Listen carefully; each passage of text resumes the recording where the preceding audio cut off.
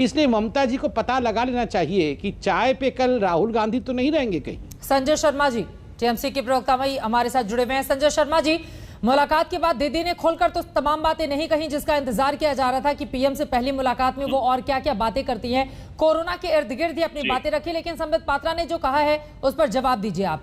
कल शाम 4:30 बजे मुलाकात होनी है सोनिया गांधी से। मुलाकात के पीछे का मकसद क्या है?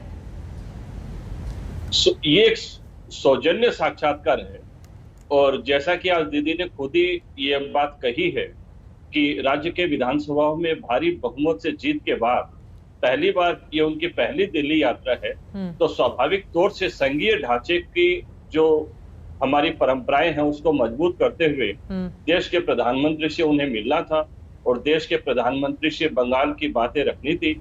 इस दौरान उन्होंने बहुत से पत्र में प्रधानमंत्री जी को कहा था कि हमें वैक्सीन प्रॉपर और तरीके से दी जाए जिससे हम प्रॉपर वैक्सीन कर सके और कोरोना का जो थर्ड वेव सामने आ रहा है उससे हम मुकाबला कर सके और बंगाल के कुछ ड्यूज वगैरह थे। तो ये सौजन्य साक्षात्कार आप कह सकते हैं जो प्रधानमंत्री जी से उनका था और उस पर बात की। लेकिन उनकी नजर तो पीएम की उसी कुर्सी पर है ना जिस पर वो बैठे हुए हैं। ममता बनर्जी अभी से विपक्षी दलों को एकजुट कर रही हैं, लेकिन हमारे दर्शकों को यह भी बताइए कि टीएमसी का जो अस्तित्व है वो बंगाल के बाहर कहां पर है? देखिए, बंगाल में तो हमारा क्या है, ये तो एस्टेब्लिश्ड हो गया है और आपने बंगाल के बाहर पूछा है। बंगाल के बाहर जब आपने पूछा है तो कल ही त्रिपुरा में हमारे कुछ लोगों को त्रिपुरा पुलिस द्वारा और भारतीय जनता पार्टी के कार्यकर्ताओं द्वारा होटल से बाहर नहीं निकलने दिया गया। ये इस बात को ये साबित करता है कि त्रिपुरा में भी हमारा बहुत अच्छा अस्तित्व हो गया है। और बंगाल में जैसे खेला होवे ये गाना बहुत लोकप्रिय हुआ था और एक अद्भुत खेला हुआ पश्चिम बंगाल में, वही खेला त्रिपुरा में अभी चल रहा है। त्रिपुरा में ये स्लोगन बहुत हिट हो रहा है, त्रिपुरा कोई तोष दीदी आई तोष। तो ये हमारा सौभाग्य है कि त्रिपुरा की जनता ने दीदी को सर पर बैठाने की तैयारी कर ली है और त्रिपुरा से भाजपा की विदाई त्रिपुरा के जनता ने तय कर ली है और त्रिपुरा की जनता की आवाज के साथ हम अपनी जनता की आवाज मिलाने जा रहे हैं। केसी त्यागी जी, हम सब ने देखा है कि बहुत बार तीसरा मोर्चा बनाने की कवायद हुई। ममता बनर्जी भी जीत के बाद इतनी ज्यादा गदगद है कि 5 दिनों के लंबे चौड़े दौरे पर दिल्ली में है और तमाम लोगों से उनकी मुलाकात होगी। लेकिन हम सब ने देखा है कि काट की हांडी बार बार चढ़ी नहीं, और अगर चढ़ी भी तो ज्यादा दिनों तक चली नहीं। ममता बनर्जी की इस कोशिश को, कवायद को आप कैसे देख रहे हैं?